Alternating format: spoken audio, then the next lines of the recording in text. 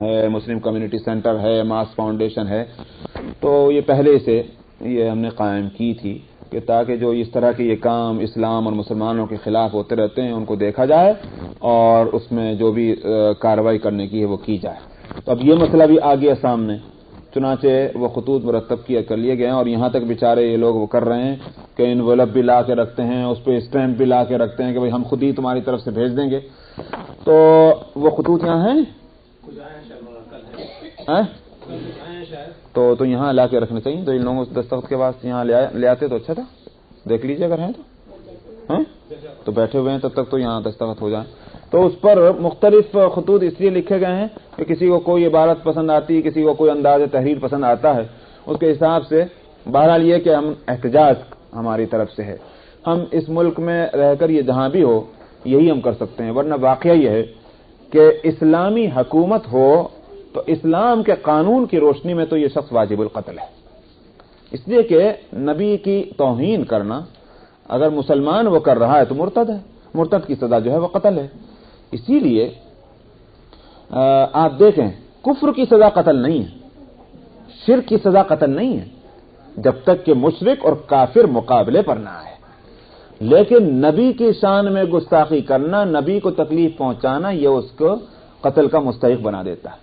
اسی لیے نبی کریم صلی اللہ علیہ وسلم نے فرمایا تھا کوئی ہے کہ جو کعب ابن اشرف سے نمٹ لے۔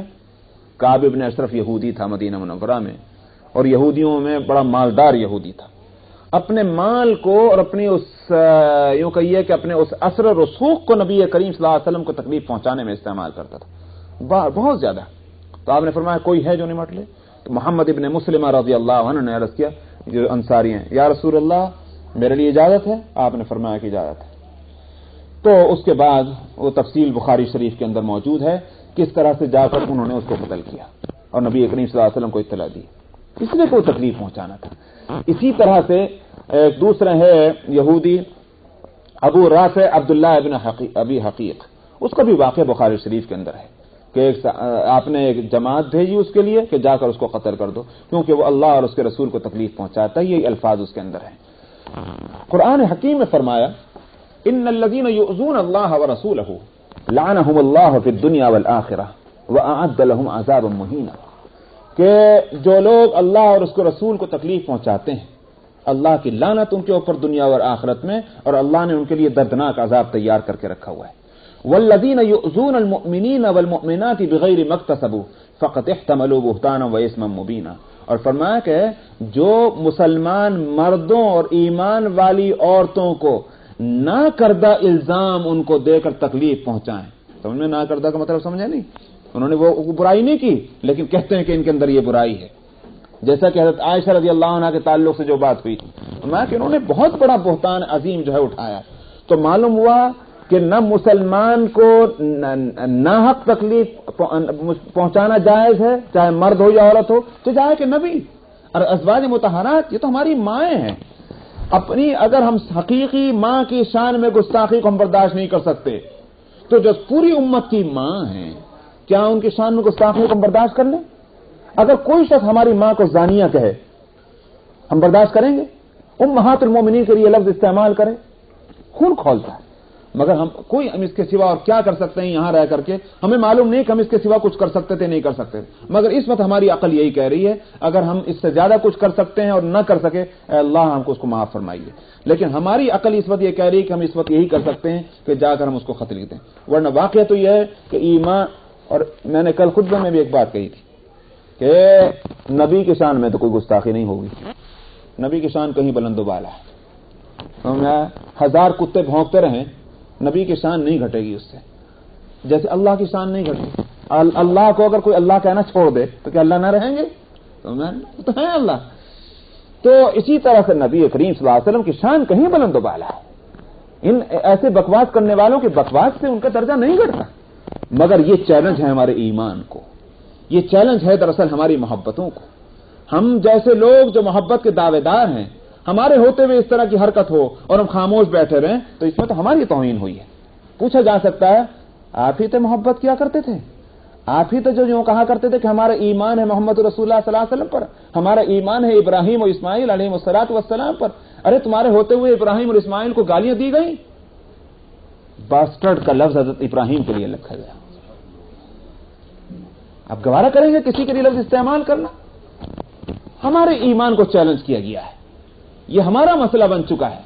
इसलिए एक एक फर्द, चाहे नौजवान हो कि बूढ़ा हो, मर्द हो कि औरत हो, जो कुछ कर सकते हो इस ताल्लुक से वो उसको करना चाहिए और अल्लाह से गिड़गिड़ा कर दुआ भी मांगनी चाहिए। अल्लाह, ये हमारे गुनाहों की सजा मालूम हो रही है कि हमारे होते हुए इस दुनिया के अंदर ये सब कुछ हो रहा है, तो ऐसा मालूम होता है कि जैसे हमारी ईमान की जान निकल चुकी है, गुब्बारे में से जैसे हवा निकल जाती है, वो हालत हो गई।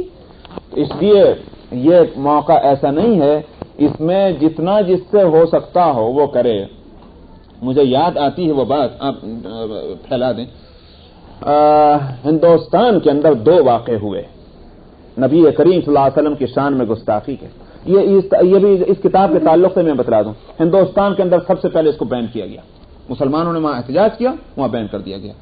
तो हम लोग अभी सो ही रहे। तो हिंदुस्तान के अंदर इससे पहले इसी सदी के अंदर, इसी सेंचुरी के अंदर 2 वाक़यात हुए। एक दिल्ली के अंदर एक शख्स था, उसने तौहीन की। वहां बस एक ही शख्स था, मौलवी अब्दुल रशीद, किताबत का, कैलीग्राफी का काम किया करते थे, किताबें लिखने का उजरत पर।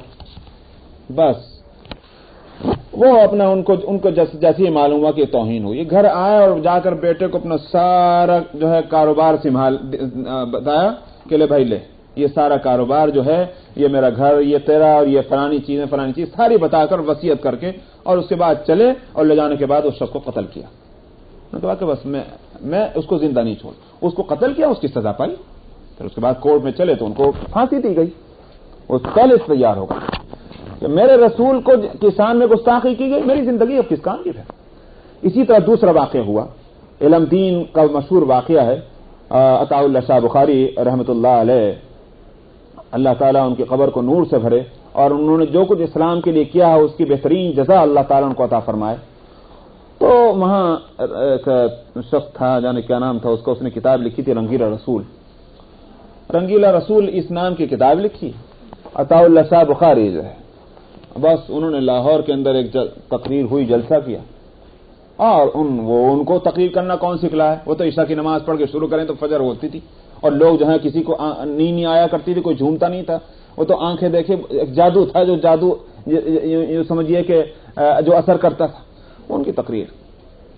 तो नतीजा यह हुआ कि जब वो उन्होंने पूरा अपना वो जो है जोर बयान उन्होंने और जोर ईमान उन्होंने इस्तेमाल किया, एक 18 साल का लड़का, टीनेजर 18 साल का लड़का उठा, और वो पंजाब का रहने वाला, उसने पंजाबी में कहा कि शाह तू क्या चाहे?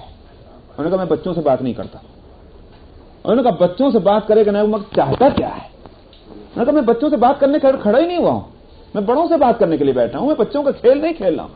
उन्होंने कहा मैं भी जानता हूं कि बच्चों का खेल नहीं, लेकिन चाहता क्या है? जब देखा कि ये मेरे सही हो रहा है, तो अताउल्लाह शाह ने कहा कि मैं उस शख्स को जिसने मेरे नबी की तौहीन की, मैं उसको जमीन में नहीं देखना चाहता। उन्होंने कहा अच्छी बात। वो वहां से उठ के चल दिया, फिर ठहरा ही नहीं, वो वहां जलसा चलता रहा, वो नहीं ठहरा। समझ गए लोग कि भाई अब मामला गड़बड़ होने वाला है, पुलिस भी हरकत में आ गई। लेकिन वो शख्स घर गया और घर जाकर के अपनी अम्मा अब्बा को सुनाया कि मैं अब वो काम करने जा रहा हूं कि जिसके बाद मेरी जिंदगी का कोई सवाल पैदा नहीं होता।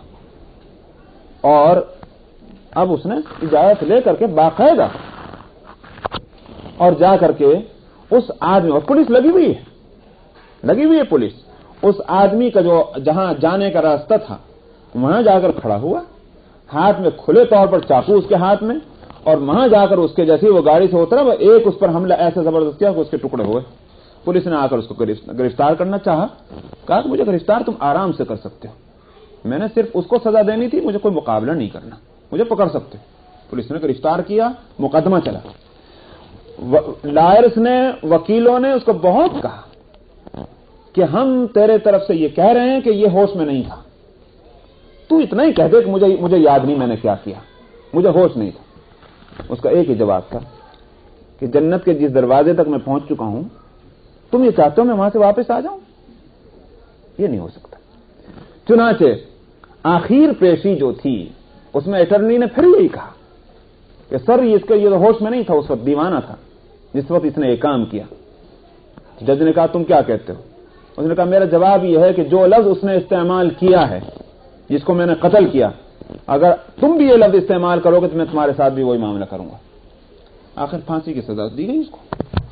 تو اس امت کے اندر ایسے لوگ زیادہ ہوئے ہیں کہ جنہوں نے نبی کے نام پر اپنی جانیں قربان کی ہیں، ایسے لوگ تو کبھی کہیں کم ہوئے ہیں لیکن ہوئے ہیں بہرحال۔ تو اگر ایسا ایک بدبخت اس امت کے اندر پیدا ہوا ہے جس کے مرتد اور کافر ہونے میں اب کوئی شبہ نہیں رہا ہے، اس کے ساتھ اس کے مقابلے میں ہزار نہیں، لاکھ نہیں، کروڑ ملین لوگ وہ ہوں جو اس بات کا اعلان کریں کہ ہمارا جو ہے ہماری نیند حرام ہو چکی ہے اور ہمیں سخت غموں کو ہم اس کو برداشت کرنے کو تیار نہیں۔ ایسے تو کہنے والے ہونے چاہیے تاکہ معلوم ہو کہ اگر اس طرح کے بد نصیب ہیں تو خوش نصیب لوگ بھی موجود ہیں کہ جن کو اپنا ایمان اور محبت رسول کا احساس ہے۔ تو بہرحال